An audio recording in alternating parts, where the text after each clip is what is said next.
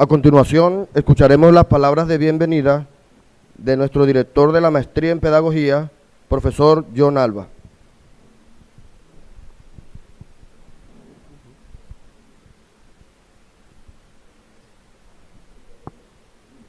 Bueno, muy buenos días. En nombre de la Universidad de La Sabana, de su Facultad de Educación y de la Maestría en Pedagogía, quiero darle la bienvenida a todos ustedes a este tercer coloquio, Docencia para el Desarrollo del Pensamiento. Este coloquio, ya en su tercera versión, nace en un primer momento como un ejercicio de formación académica, donde pretendíamos iniciar el desarrollo de las competencias para la investigación de nuestros estudiantes en la maestría. Este ejercicio se centra en ese elemento vital de la investigación, que es la divulgación de los hallazgos. Es para nosotros muy importante que ese proceso se apropie y se interiorice, porque es en este tipo de escenarios donde esos hallazgos que estamos logrando identificar a través de esos ejercicios de revisión y reflexión de nuestra práctica, tienen eco. Es aquí donde podemos actuar como comunidad académica, como una comunidad de pedagogos que tiene mucho que decir sobre los procesos de enseñanza y aprendizaje. En este espacio vamos a escuchar reflexiones, disertaciones teóricas, avances de investigación de ustedes como profesores, como responsables de ese conocimiento pedagógico que se construye en las aulas. Entonces quiero agradecer a todos los presentes, quiero agradecer a cada uno de ustedes que han puesto su dedicación en la escritura de ponencias, en la organización del evento. Quiero agradecer a nuestro decano su presencia y su contribución hoy con la ponencia central. Quiero agradecer a Carlos todo su esfuerzo y trabajo. Entonces no me queda más que darles la bienvenida y que demos por inaugurado este evento. Muchas gracias.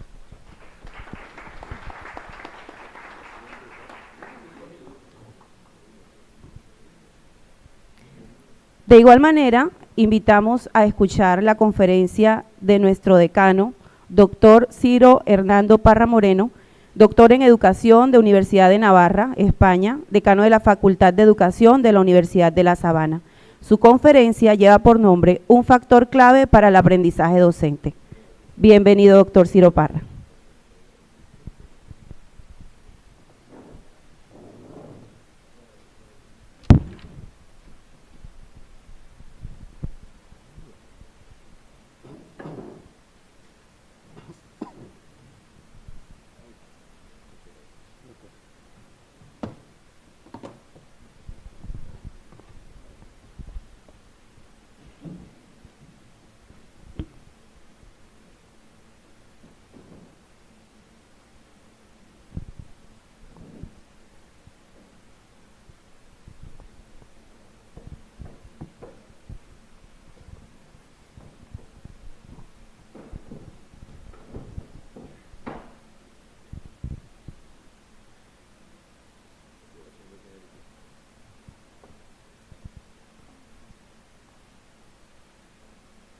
Muy buenos días.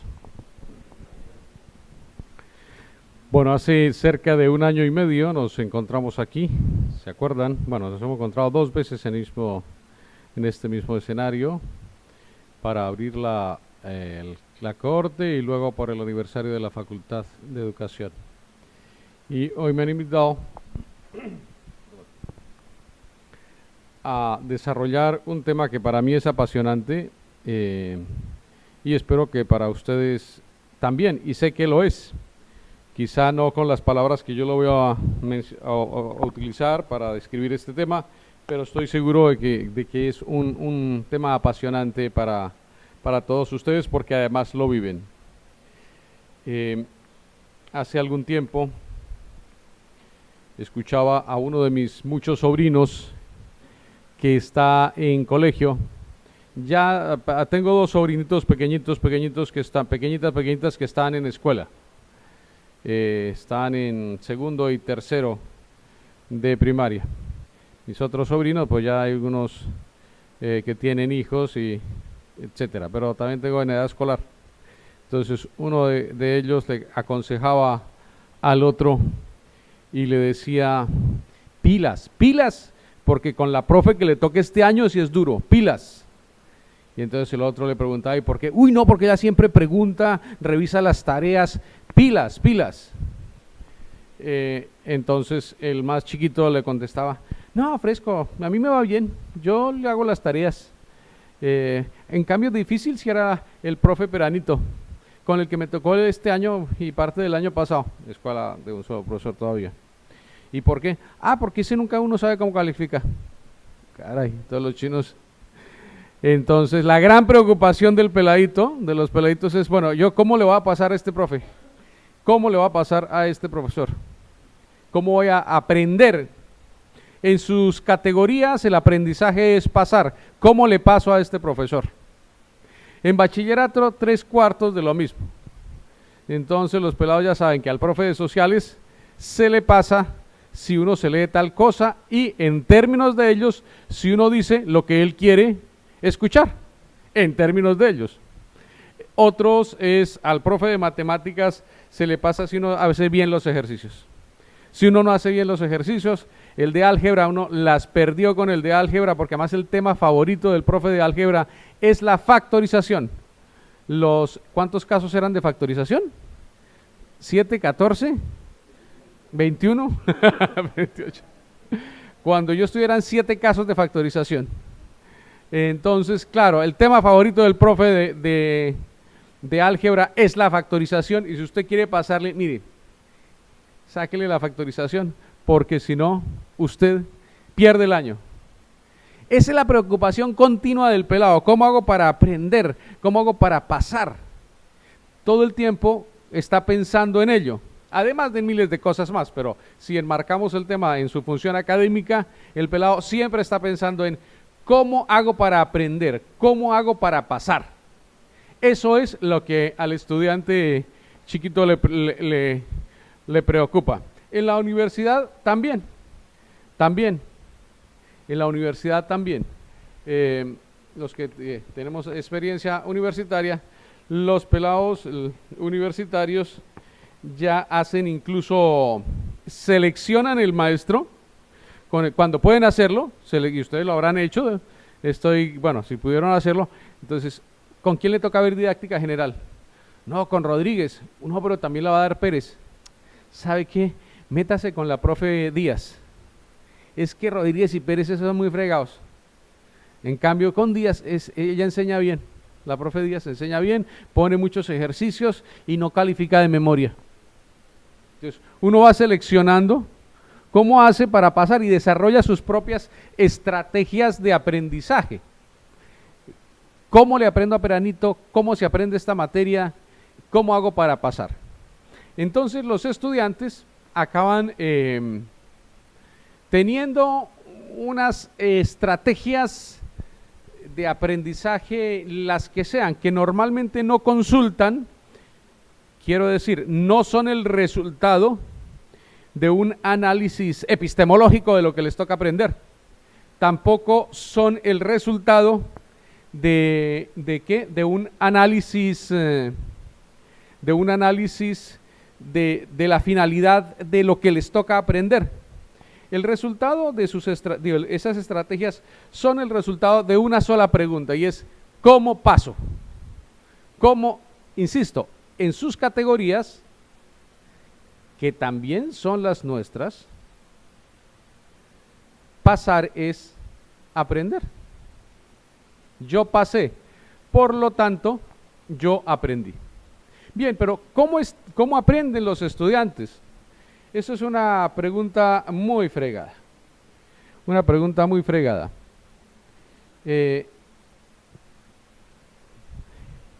Hay, pues toda la psicología cognitiva a lo largo de la historia se ha preguntado por eso. ¿Cómo aprende un muchachito? Desde la psicología cognitiva, y en filosofía, la noseología y la filosofía del aprendizaje, siempre se ha preguntado ¿cómo aprende el ser humano? ¿Cómo es que uno aprende? Y entonces las neurociencias también nos dan un montón de respuestas de los procesos del córtex cerebral y dónde están los centros de aprendizaje y de expresión. Es una tarea muy compleja realmente saber cómo aprende un muchachito. En el aula nosotros no tenemos demasiado tiempo de leernos, quizá en la carrera habremos leído, y ojalá, y aquí en la maestría también, habremos leído algunos temas, o bastantes temas, de psicología cognitiva, de procesos de aprendizaje. Pero si nos preguntamos de fondo, ¿cómo aprende un muchachito? Un muchachito, y está escrito en bastantes tratados, y aprende igual que cada uno de nosotros hoy día. ¿Cómo? Sí, lo que pasa es que nosotros tenemos procesos de aprendizaje muchísimo más sofisticados, veloces y eficientes. En el área en la que vamos desarrollando experticia. Pero el proceso de aprendizaje es relativamente el mismo. Entonces uno dice, bueno, ¿yo cómo aprendí? No cómo me enseñaron, sino cómo aprendí. ¿Cuál era la clave para que yo aprendiera? Hace algún tiempo, bueno, un par de semanas, estaba hablando en la Facultad de Educación con uno de mis asesorados académicos. Allí en la universidad tenemos una especie, para no explicarlo demasiado, una especie de tutoría. Entonces yo tengo estudiantes de diferentes carreras de educación y de otros que pasan a mi oficina, si quieren, a una tutoría académica. Entonces voy así y tal, entonces les hago algunas recomendaciones, etcétera. Entonces me llegó uno de educación, de esos que esas tutorías, asesorías, digo, Dios mío, me toca camperanito, me toca pensármela bien, ¿no? Porque el muchachito es buenamente fregado.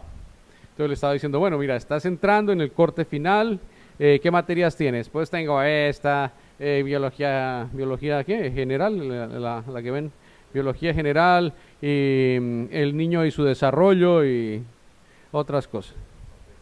Contextos de desarrollo infantil, bueno, este es de la licenciatura en educación en ciencias naturales. Y entonces le hice un par de recomendaciones para que mejorara, iba más o menos bien, pero estaba un poco colgado en biología.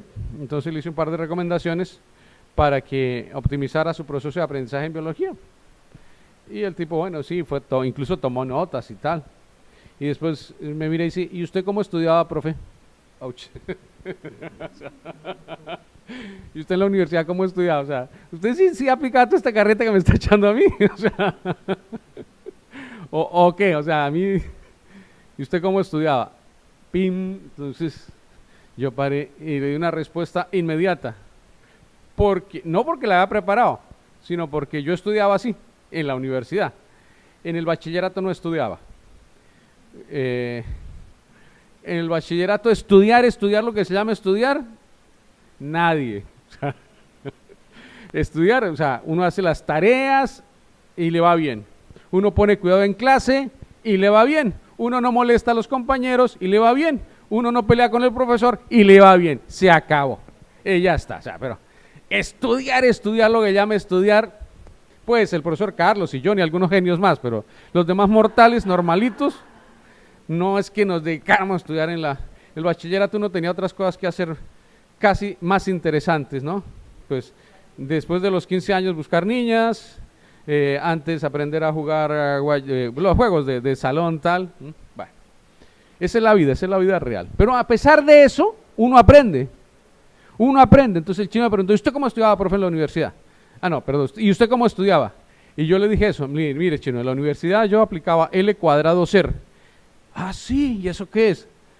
Bueno, pues mira, L², es decir, L2, lectura rápida, primera L, L⁻⁻, L⁻², lectura lenta, L², lectura rápida, lectura lenta. Ser, S es subrayar, esquematizar, hacer un esquema. En mi época eso se llamaba, y en la de ustedes, porque estamos de la misma época, espero. No, todos aquí, las damas son todas más jóvenes que yo, todas. Todas las damas son más jóvenes que yo. Esquematizar, en mi época no se llamaban mapas mentales, se llamaban cuadros sinópticos. Entonces yo hacía unos cuadros sinópticos que me servían mucho.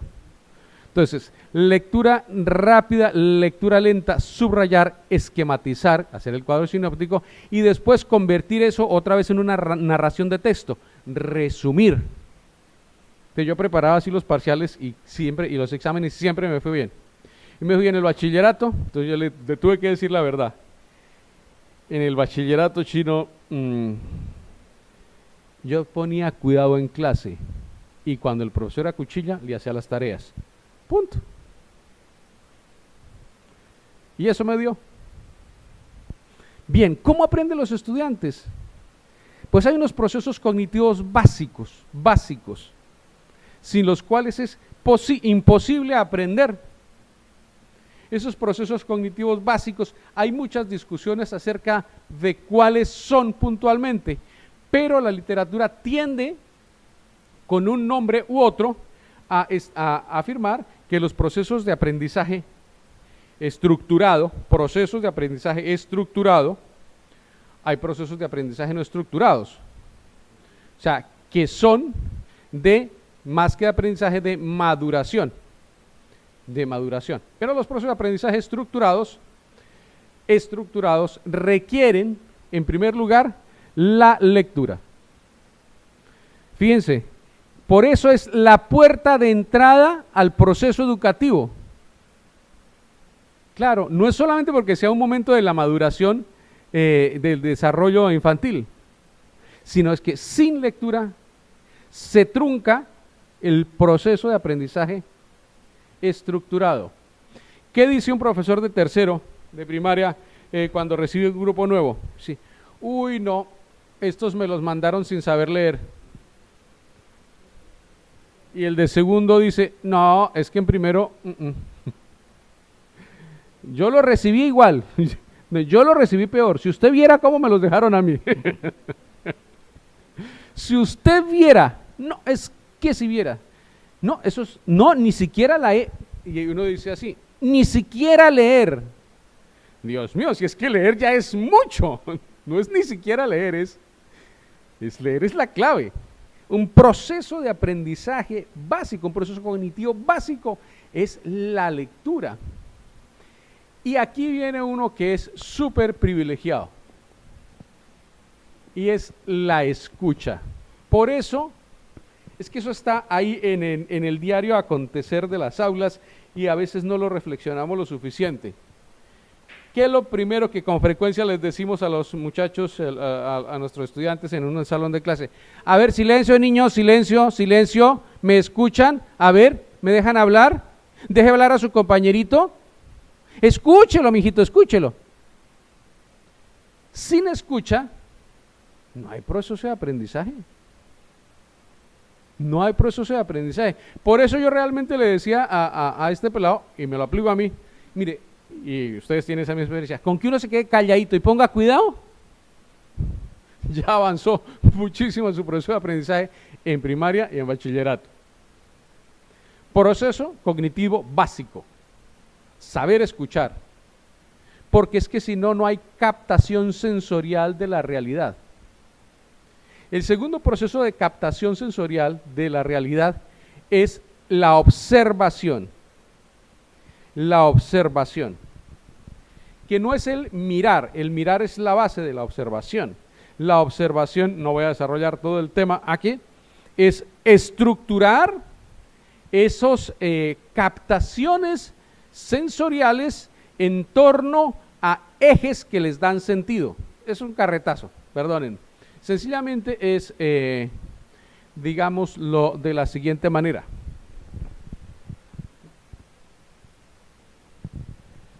Este es un muy bonito arreglo floral, ¿lo ven? ¿Verdad? Ya ustedes lo vieron. Ahora, si yo no les aplico unos criterios, obsérvenlo por favor. Listo. Pero si yo no les doy a ustedes unos criterios en torno a los cuales estructurar esa captación sensorial, lo miraron. Observen, entonces ya observen por favor su armonía estética. Ah, ya hay un criterio. Y elabore un juicio. Observe por favor sus dimensiones, o sea, tamaño, peso, extensión, forma, y elabore una descripción. Ah, ya hay un criterio. Observe la pluralidad de la variedad de flores y establezca su armonía y su tipología. ¿Qué tipos de flores hay ahí? Bien, eso es una observación.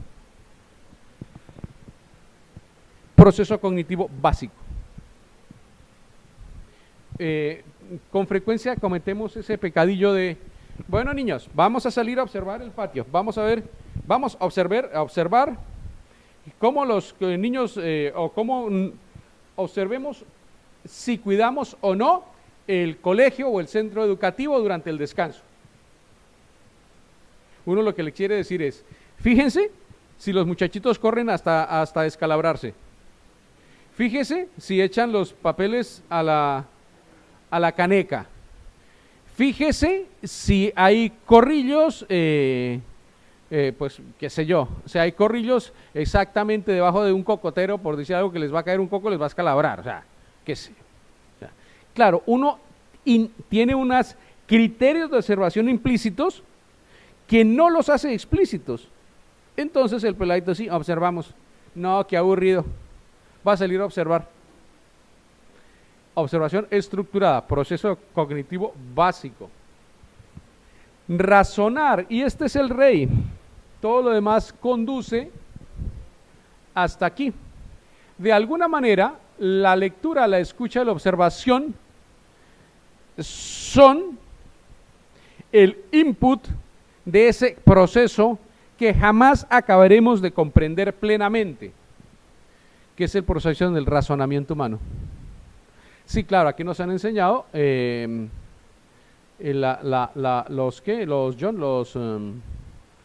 las rutinas de pensamiento. Esa es una solución, esa es una aproximación. Hay otras aproximaciones muy válidas, quizá menos eficaces y menos didácticas que las de rutinas de pensamiento. O sea, claro, cuando el muchachito y yo capto la realidad a través de esa estimulación sensorial, la proceso y la llevo aquí, ¿qué pasa aquí? Tenaz. ¿Qué pasa? Soy capaz de convertir todo eso en conceptos y en relaciones. Conceptos y relaciones. ¿A qué hora aprendió un niño el concepto de todo?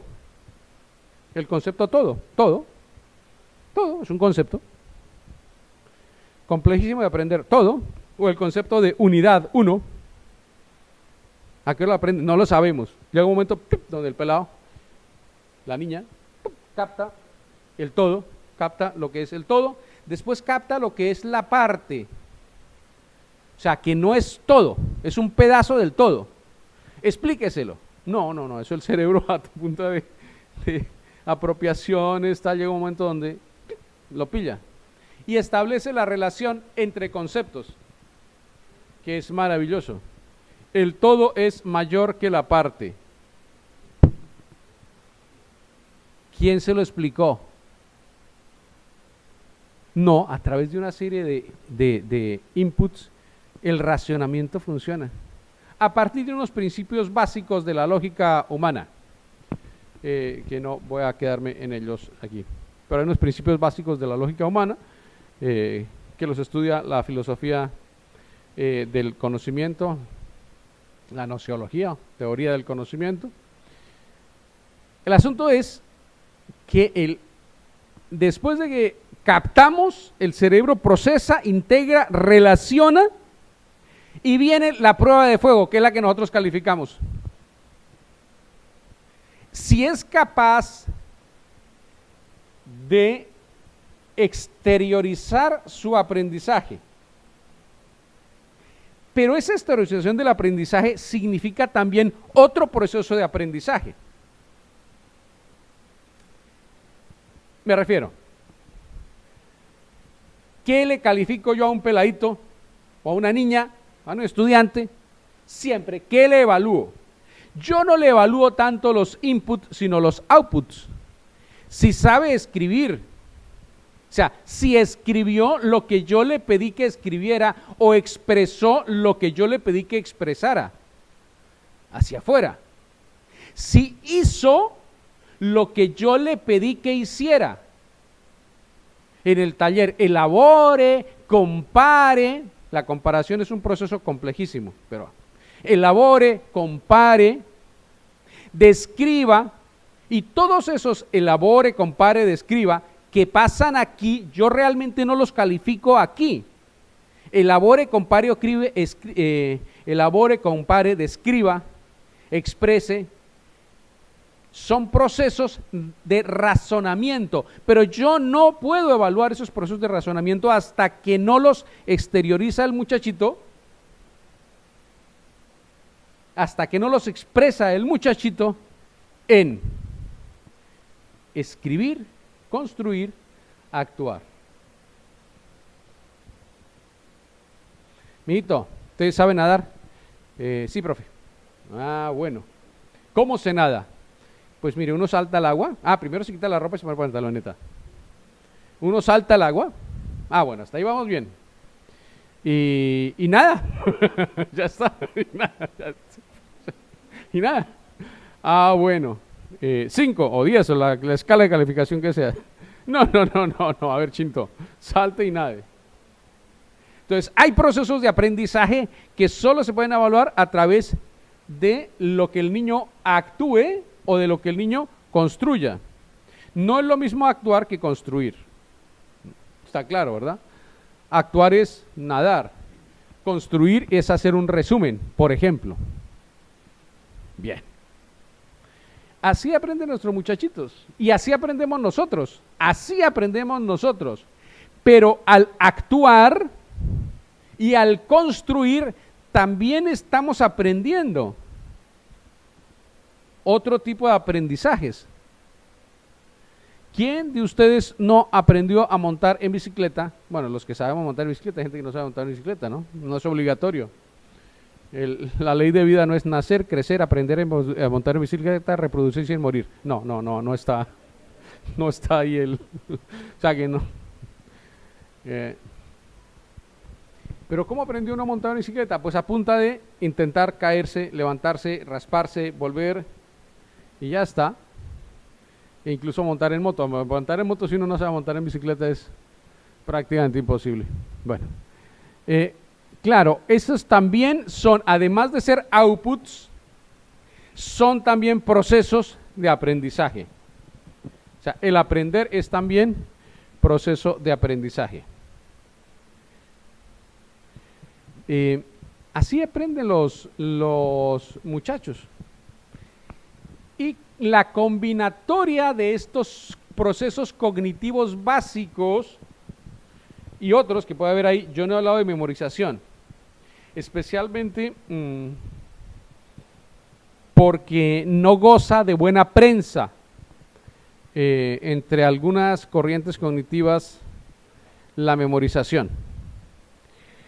Hay que decir al respecto que no, esas corrientes cognitivas no han dado clase y no han aprendido un idioma. Es imposible aprender un idioma, incluso la lengua materna, sin memoria. Sin memoria. Es imposible generar cualquier proceso de expresión en un lenguaje estructurado sin memoria. Es imposible hacer un razonamiento, es decir, una estructuración del pensamiento sin memoria.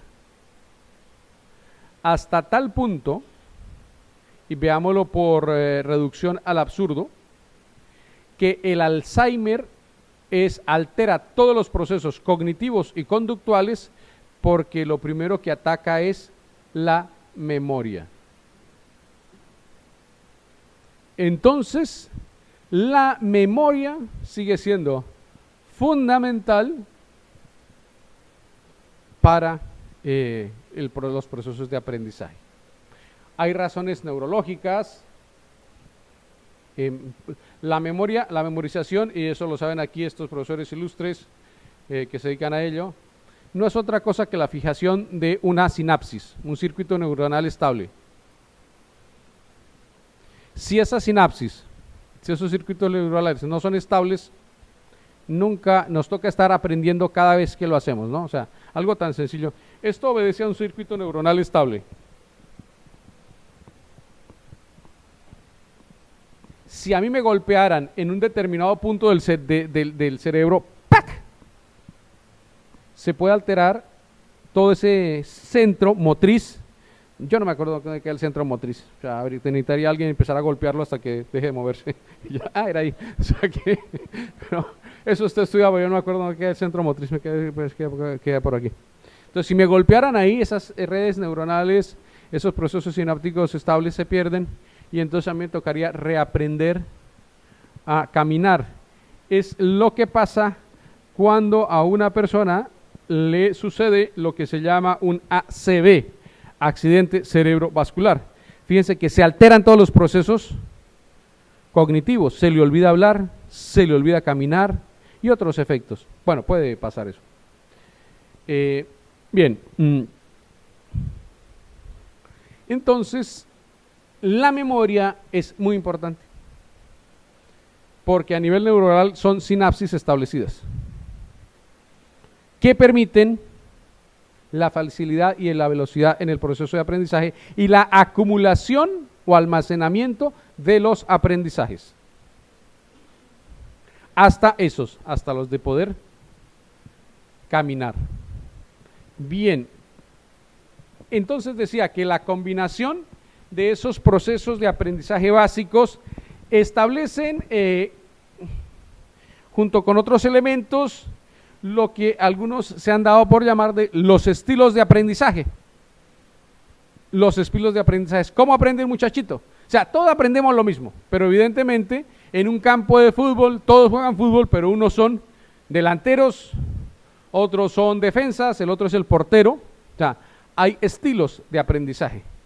Hay muchachitos a los que por múltiples razones el aprendizaje se les facilita si los pongo a hacer muchas cosas, ¿verdad?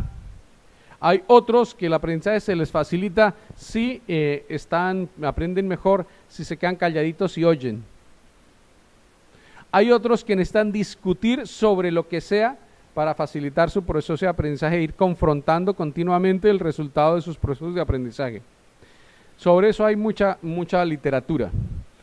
Yo diría, para sintetizar, porque aquí no va a dar el curso de estilos de aprendizaje, pues, que los niños y nosotros tenemos un modito de aprender que nos facilita la vida y otros moditos de aprender que no nos facilitan la vida. Tan sencillo como que hay gente que le encanta estudiar con audífonos y escuchando música clásica, u otros estudian escuchando vallenato a todo volumen. Eso es muy difícil, pero bueno. Y otro elemento donde se nota cuál es el estilo de aprendizaje es qué materia aprenden más fácil. ¿Qué materia aprenden más fácil? No, historia. A mí la historia. No. Yo soy más de un estilo de las matemáticas y la física, porque ver el experimento en física, eso para mí es todo. Pero ver a Simón Bolívar o a uno de nuestros próceres liberando Colombia, ya no pasó y ya nunca se hizo, o sea que difícil, ¿no? Pero hay gente a la que les facilita mucho aprender la historia. Bueno, hay estilos de aprendizaje. Una clasificación es el auditivo, el kinestésico, el visual y el memorístico. Algunos de estos. Hay combinatorias, hay tal, pero esos podrían ser algunos estilos de aprendizaje. Bien, ¿cómo aprenden cuál es el estilo predilecto de aprendizaje de sus estudiantes? Uno tiende a pensar que los niños aprenden con el mismo estilo que uno tiene para aprender. Es que a mí se me facilita aprender matemáticas. Cuando yo estudié bachillerato, yo aprendí matemáticas a punta de hacer ejercicios. ¿Y las reglas? No, yo no entendía eso, yo no me memoricé ninguna regla, yo hacía los ejercicios. Y otro dice, no, yo aprendí física porque me aprendí las fórmulas. Y entonces solamente aplicaba las fórmulas. El primero es memorístico, o sea, el chino aprendió a hacer el procedimiento para resolver ejercicios. El segundo es otro estilo. Aprende la fórmula y la aplica, la deduce, la interpreta. Bien. Uno tiende a suponer que su estilo de aprendizaje es el que tienen sus estudiantes. Ah, no, yo toda la vida fui muy inquieto y así pude aprender. Lo que fuera. Eso no es así, hay que conocer o aproximarse, y todos tenemos esa experiencia, a los estilos de aprendizaje que son muy diversos en la misma aula de clase. Y eso coloquialmente se dice, aquí están los callados, allá están los inquietos, allá están los que se la pasan hablando, allá están los que les encanta hacer dibujitos en la parte de atrás del cuaderno, aquí están los que hacen origami para lanzárselo en la cabeza a las compañeras, ¡pum! O sea, y esa es la gente que tenemos en nuestras aulas, con múltiples estilos de aprendizaje. ¿Y qué me toca hacer a mí? A mí me toca tratar de encontrar un estilo de enseñanza o un modo de enseñanza que sirva a todos los principios, perdón, a todos los estilos de aprendizaje. Eso es difícil. Claro, eso es difícil. Y esa es la verdadera tarea. Enseñar de tal modo que todos mis estudiantes puedan aprender. Enseñar de tal modo que todos mis estudiantes puedan aprender. Eso exige pensarla. Porque a uno le tocan muchachitos de diferentes edades, de diferentes contextos sociales, o profesionales de diferentes edades, universitarios de diferentes edades y contextos. ¿Y cómo hago yo para enseñar de tal manera que todos mis estudiantes puedan aprender? Desde sus múltiples estilos, desde sus procesos cognitivos básicos. Yo no sé. Ahí tengo que reconocer que yo no lo sé.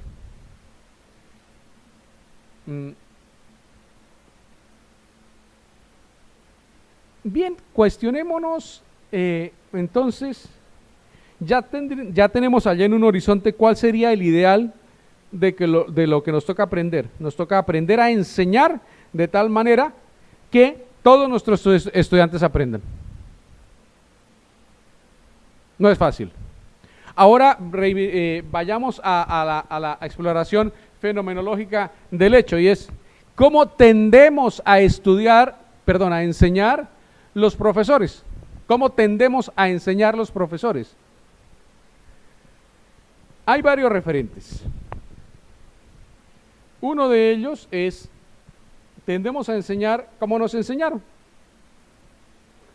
Ese es uno de los referentes. A mí me gustó mucho el estilo de Peranito de tal, o cuando yo estaba en primaria tal cosa, o mi profesora de tal. Sí. Otro rasgo de cómo tendemos a enseñar es cómo nos mandan. Perdonen la expresión tan cruda, pero a veces nos toca enseñar cómo nos mandan. No, salió una circular que hay que enseñar no sé qué, y que hay que trabajar logros, y que la enseñanza dialógica, y que el fundamento, y la evaluación lúdica, y que lo que hay que hacer es. Entonces, uno dice, ¿sabe qué? Pues, yo no me voy a poner a pelear ni con el rector, ni con la Secretaría de Educación, ni con el Ministerio, ni con la FECODE, ni con. Pues sí, a ver cómo quieren que enseñe. Ya está, bueno, sí. Que Educación para la Paz, que haga tal cosa, bueno, sí, yo hago eso. No, ahora el constructivismo está de moda, entonces todo hay que volverlo taller. Observa la planta y dialoga con tu compañero. Bueno, muy bien. Observe la planta. Chino, observe la planta y dialogue con su compañero. Bueno, muy bien. ¿Y de qué? No importa. Dialogue. Dialogue con su compañero. Sí, a veces tendemos a enseñar cómo nos mandan. Cómo los mandan. Como lo hacen, no los colegios, ahí hay un error de digitación. Como lo hacen los colegas. Bien sea los colegas que tenemos cerca o los que nos cuentan qué. Y los colegas de los que nos cuentan qué, pues son a veces los que salen en los libros, son los que vemos en las películas. Nos cuentan que él enseñaba así. Enseñamos como nos cuentan que hacían los colegas. Eso no siempre es bueno. Porque hay colegas que enseñan de maneras inadecuadas y hay colegas que seguramente enseñan de maneras muy adecuadas. Pero el que nosotros lo imitemos no significa que enseñe ese colega de manera adecuada. Es decir, tendemos a enseñar también de la manera en que se hace dentro del contexto organizacional en el que nos encontramos. Y eso se nota en las salas de profesores. Eso se nota en las salas de profesores.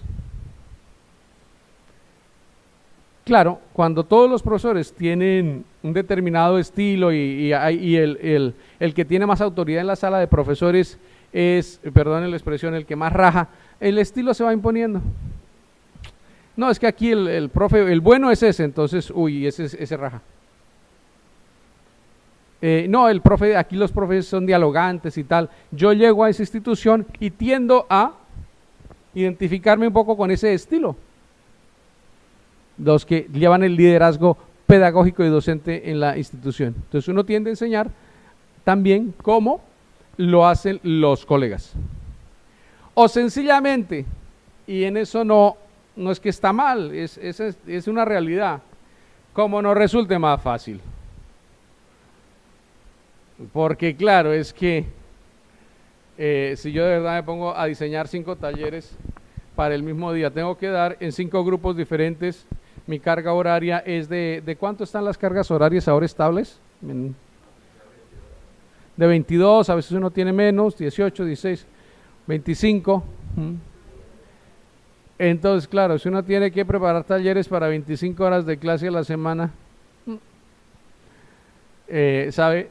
Yo voy a tratar de enseñar cómo me sea más fácil, porque la primera regla del ser humano es sobrevivir. Claro, también en la profesión, lo primero es sobrevivir. Entonces, sí, a veces nos toca actuar así, o parecería que nos toca actuar así. Bien, pero vuelvo a la pregunta, ¿qué características debe tener la enseñanza? Con independencia de cómo enseñemos, ¿cuál sería la enseñanza ideal para que desarrollemos un proceso que permita de verdad a nuestros estudiantes aprender? Una vez más, yo no voy a dar recetas, no lo sé. Lo que sí sé es que hay una serie de factores que debemos tener en cuenta para diseñar nuestra enseñanza. Factores que debemos tener en cuenta para diseñar nuestra enseñanza. Ahí he apuntado algunos. El primero, tengamos claro cuáles son las características de lo que me toca enseñar. No, es que la didáctica dice que siempre. No le crean a la didáctica cuando dice que siempre. La didáctica, lo primero que nos debe enseñar es que el proceso de enseñanza depende de lo que se quiere enseñar. ¿Qué es lo que usted quiere enseñar? ¿Qué? ¿O qué es lo que le toca enseñar? Y en segundo lugar, ¿para qué quiere enseñar eso? Evidentemente el profesor de filosofía tiene un objeto de enseñanza completamente diferente o bastante diferente al profesor de el área ¿verdad?, del área de ciencias naturales. Y lo que pretende el profesor a mediano plazo de filosofía es diferente a lo que debe pretender el profesor de ciencias naturales a mediano plazo, porque sus criterios de evaluación son diferentes. Entonces hay que tener en cuenta no solamente qué enseño, sino qué es lo que me toca enseñar, sino qué espero que los muchachos aprendan. Claro, también tengo que tener en cuenta el contexto sociocultural próximo de los estudiantes. De las cosas más frustrantes para mí en mi bachillerato, tengo que confesarlo, espero que me comprendan ustedes y me tengan paciencia, es que yo no pude aprender inglés en el bachillerato. Ya después en la universidad y de viejo me tocó tomármelo en serio, pero en bachillerato yo no pude aprender inglés. Mi vida no tuvo sentido, porque no pude entender a los Beatles, ni a los Rolling Stones, tampoco me preocupaba mucho, no eran mis grupos favoritos. Pero, ¿por qué yo no pude aprender inglés? Eso me lo he preguntado después. Y no he caído fácilmente en la trampa de echarle la culpa al profesor o a los profesores de inglés que tuve. Un poquito sí, un poquito sí. Pero es que ustedes se dan cuenta de lo absurdo que es no aprender inglés en bachillerato. Cuando yo estudié bachillerato en inglés, que teníamos 3 horas a la semana de inglés durante 6 años. 3 horas a la semana de inglés durante 6 años. Y no aprendí inglés. En cambio, aprendí matemáticas, física, biología, aprendí filosofía, lenguaje. En mi época y en mi plan de estudios del sector oficial como ustedes, yo estudié comportamiento y salud, que era un profesor divertidísimo. Hasta eso aprendí unas vainas de enfermería y cosas de esas. No, yo me siento bien preparado. Geografía, me gustaba mucho la geografía. Bueno, no demasiado, pero por lo menos la aprendí. O pasé. En cambio, inglés, 3 horas a la semana durante 6 años y nunca aprendí inglés. ¿Eso por qué pasó? Es que es más difícil que lo demás. Bah, sí y no. Es que requiere unos procesos cognitivos básicos diferentes a los demás. No. Memoria a mí me funcionaba bien en esa época y todavía. ¿Por qué no aprendí inglés? Yo le echo la culpa, después de mucho razonar, a este elemento. Mis profesores de inglés y las guías nunca tuvieron en cuenta el contexto sociocultural próximo mío. Y es que yo no había ido a Miami, que yo no había ido a Estados Unidos y no había conocido ni remos, ni nieve, ni Papá Noel. Punto. Que yo no celebro la Pascua con el huevo de Pascua y un conejo, sino con un tamal. Punto. Que para mí Papá Noel no existe. No existe. Claro, era tan distante que la música que yo escuchaba no tenía nada que ver con música en inglés. Porque mis amigos y en mi casa no escuchábamos música en inglés. Que no tenía ni siquiera la necesidad comunicativa mínima. O sea, no tenía una necesidad pragmática de la lengua. Y nunca me la hicieron sentir. Porque ver un gringo uno lo veía en la televisión. Y además hablaba en español. Porque estaba doblada la película. O sea que... Esa descontextualización acaba siendo tan radical que yo no aprendí inglés. porque aquí había un desfase violento en el contexto social. El profesor jamás se le ocurrió a enseñarme a cantar Lunita Consentida en inglés, ni un vallenato del Binomio de Oro en inglés. Eso hubiera tenido más sentido para mí. Y nunca se le ocurrió decirme que uno podía contar en inglés el Carnaval de Barranquilla, que para aprender inglés no había que hablar todo el tiempo de la nieve y vainas de esas. Se nos pasa. Otro elemento clave para diseñar bien una enseñanza son las finalidades del proceso educativo y del PEI.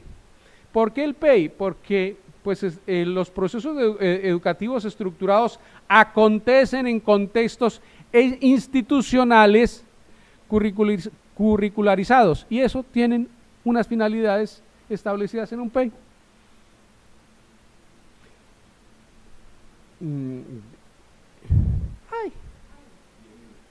10 minutos para qué. Bueno, ya. Bueno, sí, señor, lo que usted diga. Me recortó para comenzar. Pero bueno, no mentiras, es broma. Bueno, con mucho gusto, profesor. Estilos de aprendizaje de nuestros estudiantes. ¿Cómo aprenden? Ese es otro factor que fue por donde comencé y que poco tenemos en cuenta. ¿Cómo aprenden y cómo son? No individualmente, sino como franja etaria. Un chinito que a los 6 años esté quieto, esté enfermo. Un adolescente que a los 13 años no quiera pelear y esté mirando niñas, está enfermo. Claro. Un chino de 15 años que no quiera discutir, está enfermo. Claro. Entonces, quédese quieto, no hable, mire, ponga cuidado. Por Dios, si todos hemos vivido esas edades. O sea, la peor tortura es que a uno le dijeran, quédese quieto. Escuche, ponga cuidado. ¿Cómo aprenden y cómo son? Los grandes, los que estamos en la universidad, claro, un muchacho de 18 años siente que está en una universidad, siente que se va a comer el mundo y de un solo bocado. Entonces, hay que enseñar a cada uno, diseñar el proceso de enseñanza teniendo en cuenta esas características. No es fácil. Bien, y aquí viene el contraste y es, caray, pero ¿cómo aprendemos nosotros a enseñar? Enseñar es un proceso complejo que tiene, aprender a enseñar es un proceso complejo que tiene diferentes momentos y lugares. ¿Dónde y cómo podemos aprender a enseñar? Pues mi propuesta es, los que estamos aquí, si yo le estuviera hablando a estudiantes de las carreras de educación de la Universidad de La Sabana, de la Universidad de La Guajira, de las carreras de educación de cualquier universidad, aquí habría una variación sustancial en el discurso, pero estoy hablando a profesores en servicio, con experiencia. Con independencia de los años que llevemos en el ejercicio profesional de la enseñanza, todos tenemos experiencia. ¿Cuál es el momento privilegiado para aprender? La práctica. Porque es que además ya no tenemos otro momento. O sea, punto. O sea, seamos prácticos. Van a ir a hacerse un diplomado. ¿Cuál es el problema de la formación continua cuando no la hacemos nosotros? Que saca al profesor de su contexto natural, le enseña unas cosas y le dice, ahora vaya y aplíquelas en su contexto natural. El profesor dice, ¿y usted por qué me enseña eso si usted no conoce mi contexto natural? Además eso me lo enseñaron desde la universidad, ya se me había olvidado, y si se me olvidó es porque nunca me sirvió para mi contexto natural. El lugar, el cómo, la clave, el dónde, es en la práctica, porque no hay otra realidad. Y es clave, y no solamente porque no hay otra realidad, sino porque es que es real. Ninguno de ustedes aprendió, ni yo, a enseñar, a ser profesor en la carrera, aunque hayan hecho prácticas. Mucho menos cuando nuestras prácticas, cuando nos formaron a nosotros, era 1 o 2 semestres de prácticas. Otra cosa es lo que nosotros hacemos fuera de broma en la Sabana contra nuestros muchachitas de educación infantil y las muchachitas y muchachitos de ciencias naturales. Tenemos 7 prácticas en diferentes contextos. 7. A las niñas y niños de educación infantil los paseamos desde centros de adopción hasta casas de cuidado del anciano, pasando por transición, por primaria, por práctica bilingüe y otras que a mí siempre se me olvidan porque no soy experto en ello. ¿En qué? Pedagogía hospitalaria, con niños en estado de paréntesis escolar. Bien. Entonces, es que si no aprendemos en la práctica, ¿dónde vamos a aprender? Ustedes y yo que nos dedicamos a la práctica, ¿dónde vamos a aprender? No es que yo ya sabía, perdió el año, porque usted ya sabía, pero sus estudiantes a veces no saben que usted ya sabía enseñar. Y de cada grupo, cada año, diferente, los chinos en edades diferentes. Bueno, y el lugar privilegiado es el aula de clase, es el mejor laboratorio del maestro, decía. Bueno, dicen muchos, entre otros Elliot, que vamos a tener ¿cuándo es? Gracias. Es cariño, no es broma, yo lo aprecio mucho. Uno de los elementos fundamentales de mi tesis de doctorado fue todo el trabajo de Elliot, y entonces puedo decirle con todo cariño, el cuchito es un pilo. El cuchito es un pilo, ¿por qué? Porque dice... Es sentido práctico. ¿Usted dónde va a aprender? Pues en el salón de clase. Usted quiere que sus estudiantes aprendan en el salón de clase. Y usted no. Usted no. ¿Dónde va a aprender? En su práctica. ¿O dónde más? ¿No es que usted ya terminó su etapa de formación inicial? Y lo que aprendimos en la etapa de formación inicial son estos elementos: leer, escuchar, observar, razonar. Pero la expresión de esos procesos cognitivos básicos están en el construir y en el actuar. Y por eso decía de inicio que el construir y el actuar son también procesos de aprendizaje, además altamente sofisticados porque requieren los anteriores. Y en nuestro caso, eso ocurre en la práctica. Eso ocurre en la práctica. En la práctica es donde realmente nosotros desarrollamos ese aprendizaje profesional que se soporta en los 3 inputs: leer, escuchar y observar. Observar.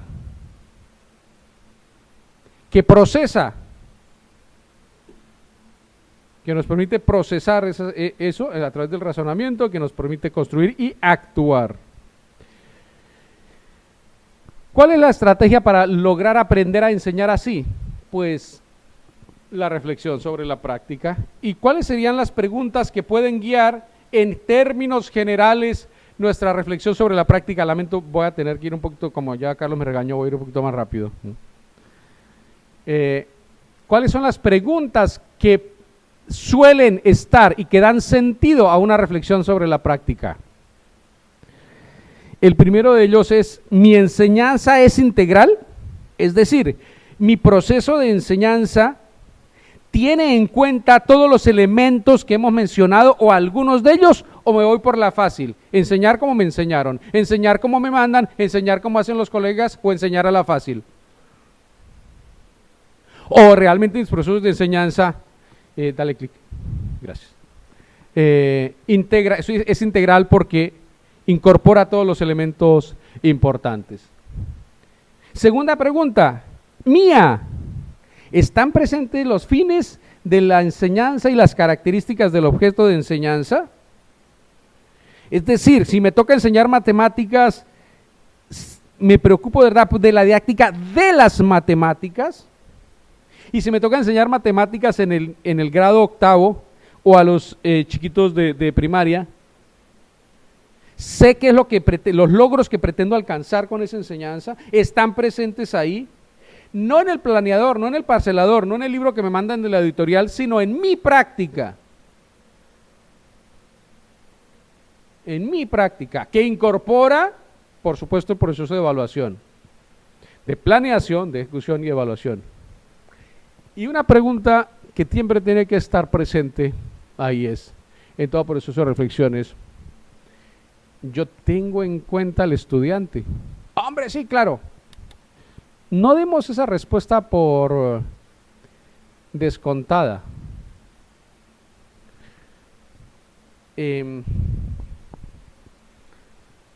No, nos cuesta a veces tener en cuenta al estudiante porque tenemos prisa, porque tenemos que dar resultados, porque son muchos, porque son muy diversos, porque unos nos caen bien, otros no nos caen tan bien, porque hay familias que presionan, hay familias que no presionan, porque... Entonces, nos cuesta tener en cuenta a veces al estudiante.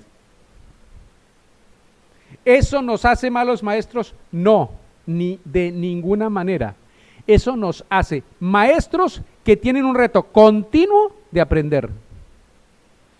Maestros que van perfeccionando estas preguntas, cuando no las respondemos adecuadamente, lo que nos muestran es que tenemos un gran campo de aprendizaje, de proyección. Por eso no nos aburrimos, por eso no nos rutinizamos.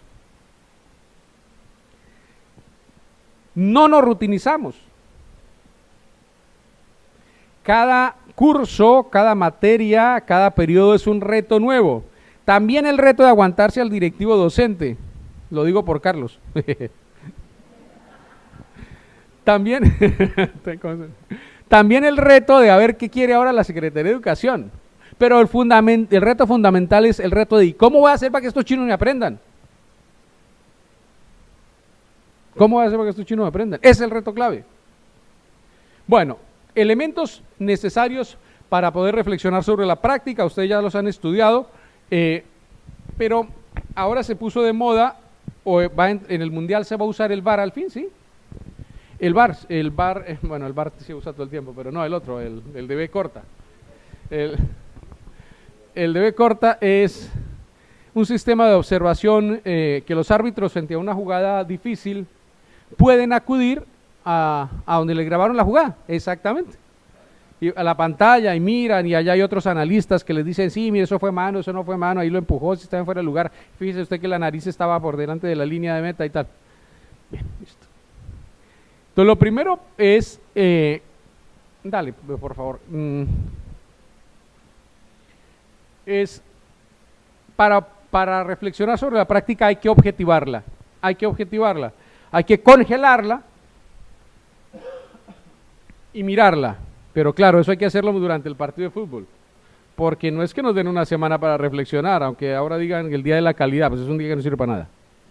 O sea, eso es todo el tiempo. Entonces, ¿cómo hago yo para congelar la imagen y seguir jugando el partido de fútbol? Uy, yo árbitro, ¿cómo hago para ir al VAR? Al VAR de mirar y volver al partido de fútbol. Pues como hacen los buenos árbitros corren el riesgo de equivocarse, pero no paran el partido porque se tiran el juego. Van interpretando todo a la velocidad del rayo.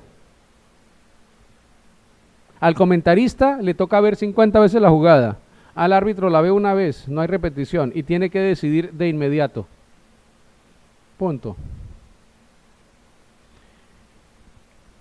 ¿Cómo objetiva él la jugada? A través de la experiencia, si tiene una urgencia, ve el partido y después lo reflexiona, se lo graban, uy, aquí puede haber cometido este error, aquí puede haber cometer otro, esta jugada estuvo bien, ya voy dándome cuenta que este jugador es un piscinero, que en este campo de fútbol siempre la afición tal, ese jugador siempre llega a pelear con los árbitros para intimidarlos, y trato de intimidarme a mí también, en fin. Los árbitros son bárbaros, son capaces de interpretar todas las normas del fútbol en fracción de segundos, todas. Y además en medio de la calentura de los jugadores, de los hinchas, de los directores técnicos y el susto del pobre muchacho. O sea que... Bien, Elementos de una necesarios para una reflexión, instrumentos de observación, de autoobservación. Hay múltiples, desde los diarios de campo, las grabaciones, etcétera, el observador crítico. Criterios de autoevaluación, la autocrítica. Bueno, ¿yo qué voy a analizar de mi práctica? ¿Qué voy a observar de mi práctica? La interacción con el estudiante, la claridad en el mensaje, la dinámica de la clase. ¿Qué? Mi claridad es positiva, la estructura de la clase si estuvo bien, mi manejo de grupo. ¿Qué voy a mirarle? Criterios. Apertura al diálogo y a la escucha. Los otros me ayudan a mejorar. Esta es una batalla que nunca acabaremos de dar y que el primero que tiene que darla soy yo. Y cada uno de nosotros, y es la reflexión puede y debe ser colaborativa. Cuanto más colaborativa sea, mejor. Es decir, ayúdeme a pensar, ¿usted cómo lo vio? ¿Me entendió? ¿No me entendió? Esa experiencia que usted estuvo el otro día ahí con esos alumnos de ese grupo étnico, ¿fue favorable? Yo traté de utilizarla y no me funcionó. ¿Por qué no? A usted, ¿por qué sí? Conversar, eso genera cultura profesional. Y genera teorías validadas en grupos humanos profesionales. Eso es clave.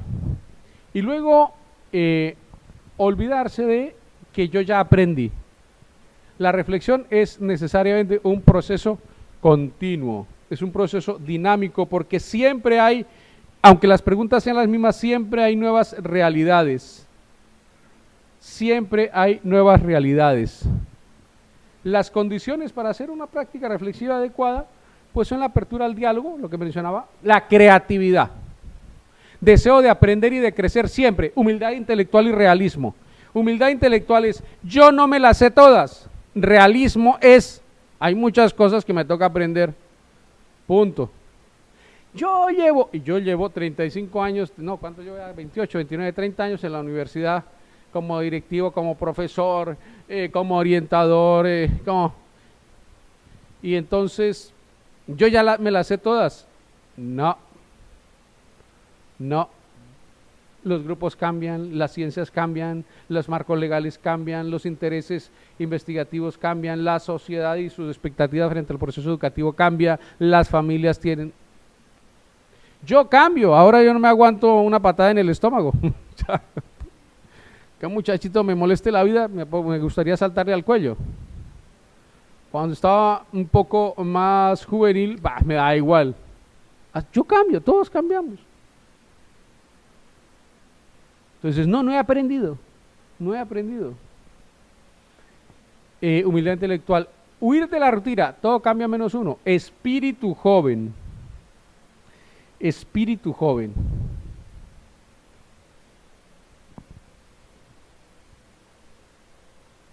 El espíritu joven es la diferencia, hay que tener eso en el espíritu.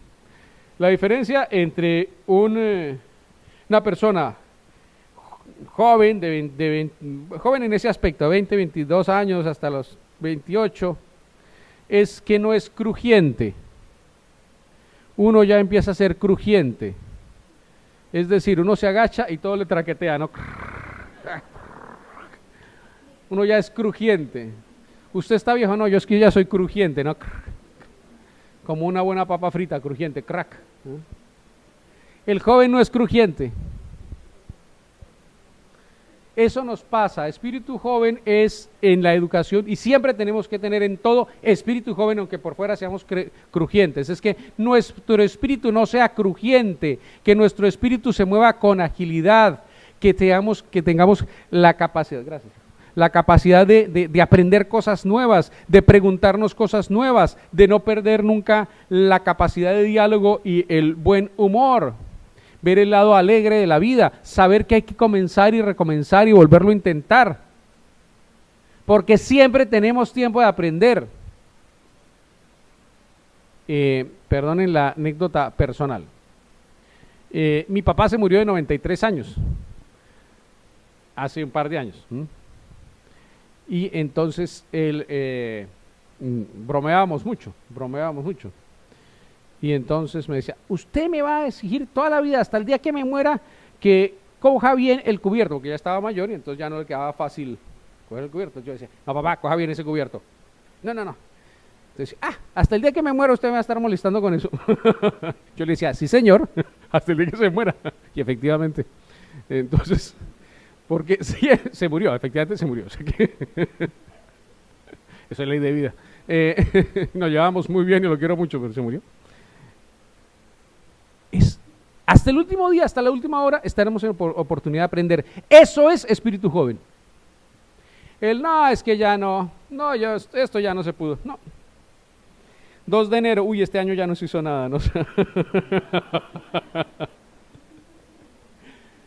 Espíritu joven, 31 de diciembre, 5 de la tarde. Voy a salvar el año.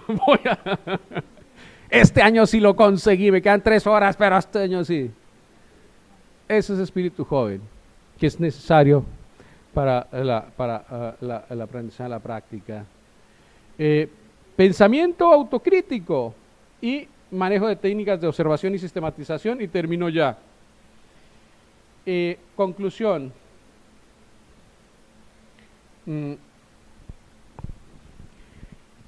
Es bonito eso. Educar es una aventura que solo pierde quien piensa que ya lo sabe hacer.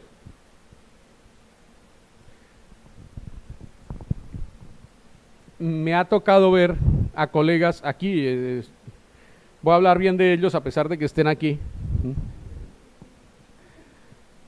pero mis colegas siempre preparan estas sesiones, y eso que vienen siempre.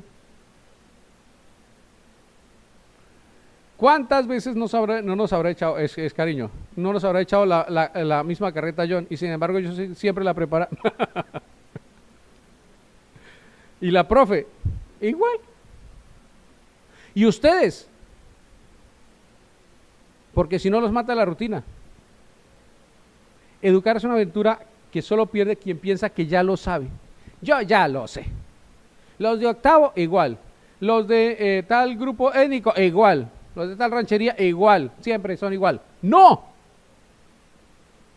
Me toca enseñar tal cosa. Ya sé, igual. No. Ahí perdemos el año. Leonardo da Vinci, ese viejito que era un genio, pintó, hizo escultura, hizo inventos, compuso máquinas. Decía, una pintura nunca se termina, solo se deja. Porque siempre sería posible perfeccionarla aún más. Una pintura nunca se termina, solo se deja. Nuestra práctica nunca la aprendemos. Lo que pasa es que llega un momento donde ya dejamos de aprender, porque nos retiramos, porque nos morimos, pero nunca hemos terminado de aprender. Nunca hemos terminado de pintar esa obra de arte, que es nuestro ejercicio profesional. El profe que reflexiona sobre su práctica mejora su práctica y crece como verdadero profesional. Convierte su trabajo en servicio, en perfeccionamiento personal, en autorrealización. Miren, ustedes y yo elegimos, o no sé si elegimos, pero el asunto es que estamos aquí, somos educadores. Y uno puede vivir feliz, con todas sus dificultades, que a veces no llega el sueldo, que hay que caminar horas, que los chinos joden, etcétera. Perdonen. Pero uno puede vivir, es de las profesiones que más tranquilidad y autorrealización da, porque es una profesión de servicio. No, yo no lo estoy engañando, yo vivo feliz. Tengo colegas, y ustedes, espero, la mayoría, vienen felices, con todas las dificultades de siempre.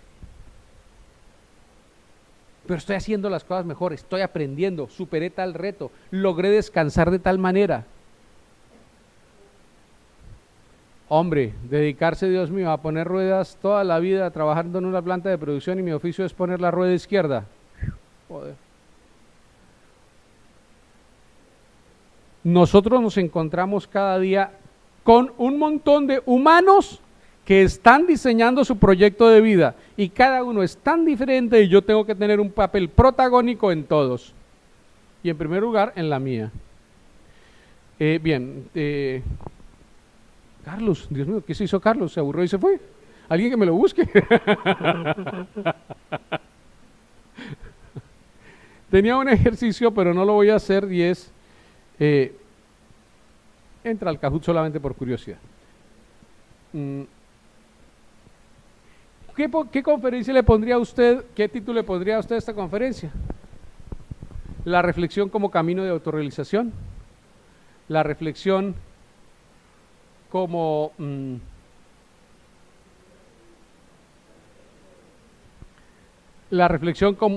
sobre la práctica, clave para el desarrollo docente.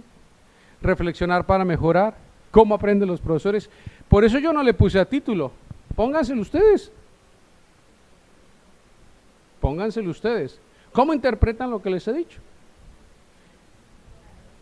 Entonces, interiorícenlo, y si quieren, entremos, si los que tengan teléfono y que tengan datos, hagan el siguiente ejercicio. ¿Qué?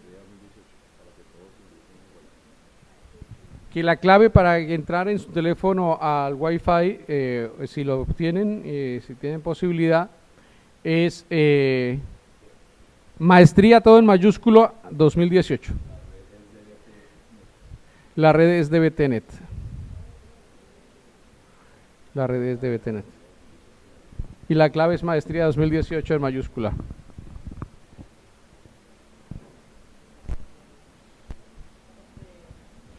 Bueno, ya tenemos, estamos conectándonos. Entonces, les va a aparecer en su pantalla, van haciendo eso que dice John.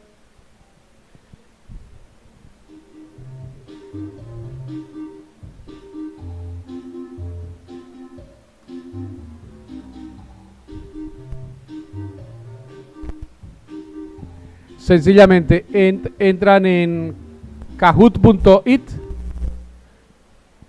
Entonces, una vez estén en la red, ahí en dirección solamente ponen esto: Kahoot, www, dos puntos, o sea, todos los buscadores ya lo encuentran solito, kahoot.it, y aparecerá esa pantalla. Kahoot.it. Aquí mi sistema dice que ninguno ha logrado entrar todavía, no hay afán. Los que alcancen a entrar, no pasa nada.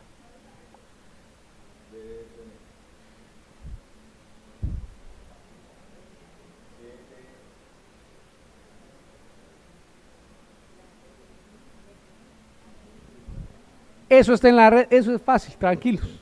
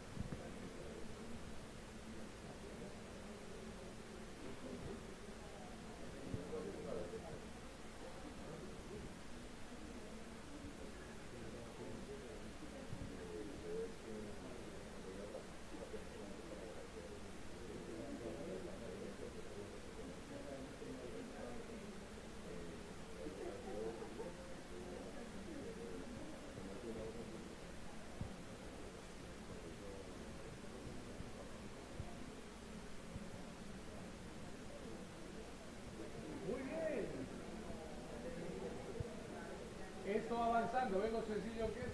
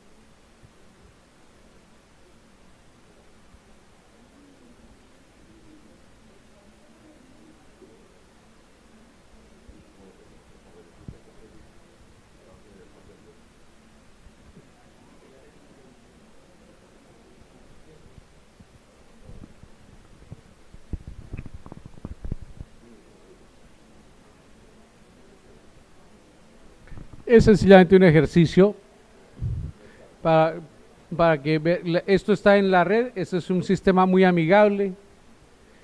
No me tocó pagar nada por usar el Kahoot, solamente diseñar la pregunta y subirla a ese servidor. Pero no es que me toque bajar un programa y tal. No, eso es. Bueno, vamos a jugar con 20. Con 20 y ya está.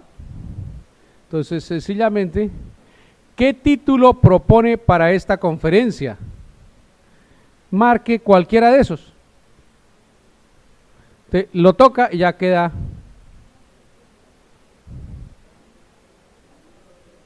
Cualquiera, bueno, que usted considere.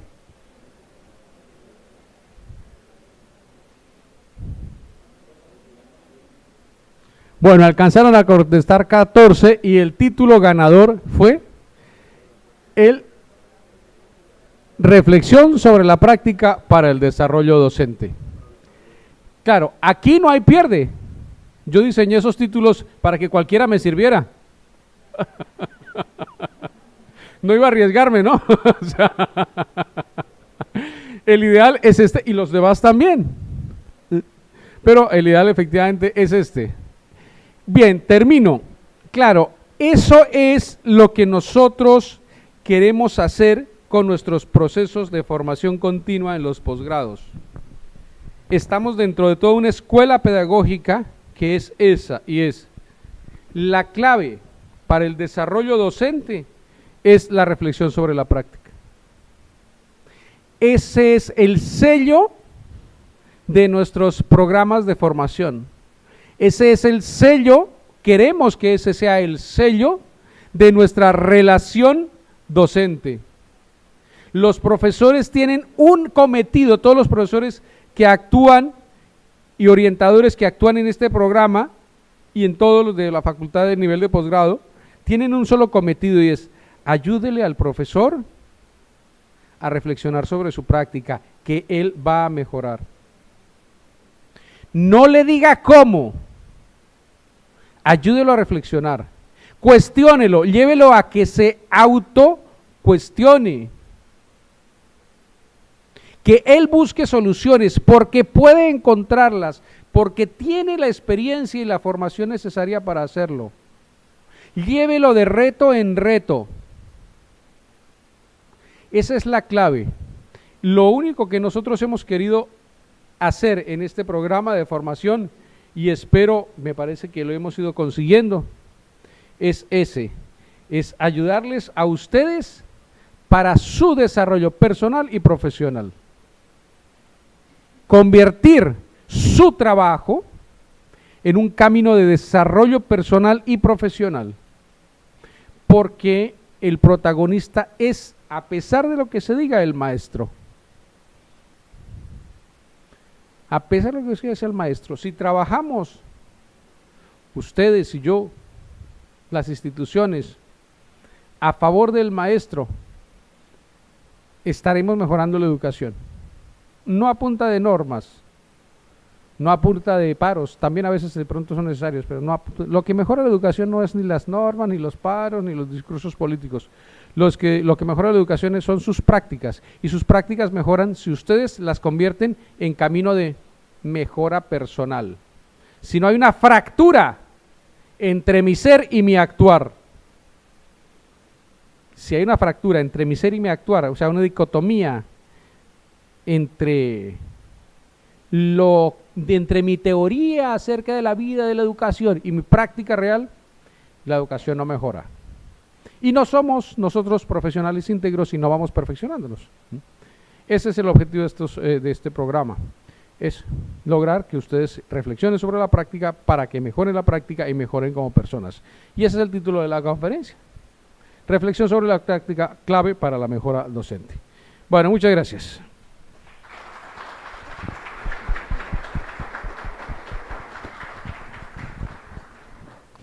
Bueno, muy buenos días. Damos un cordial saludo a profesores que aceptaron la invitación, profesores de Barrancas, digamos que es muy grato porque no tenemos estudiante de Barrancas, entonces de verdad muchas gracias por estar acá acompañándonos, de Riohacha.